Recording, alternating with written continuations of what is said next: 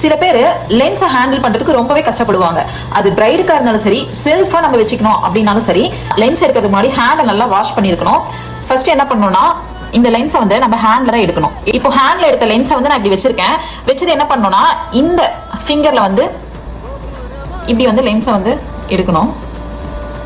இப்படி எடுத்ததுக்கு அப்புறம் எல்லாரும் என்ன பண்ணுவாங்க, மோஸ்ட்லி வந்து மேல பார்க்க சொல்லுவாங்க, அந்த பக்கம் பார்க்க சொல்லி இந்த மாதிரி லென்ஸ் வைப்பாங்க. என்ன ஆயிரும்னா, நம்ம ஹேண்ட்ல இருந்து ஸ்லிப் ஆயிட்டே இருக்கும்.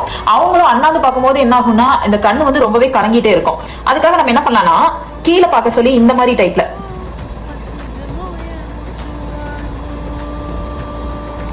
லென்ஸ் அழகா உட்காந்துருச்சு. இப்போ வந்து நம்ம ஐஸை வந்து க்ளோஸ் பண்ணிக்கலாம்.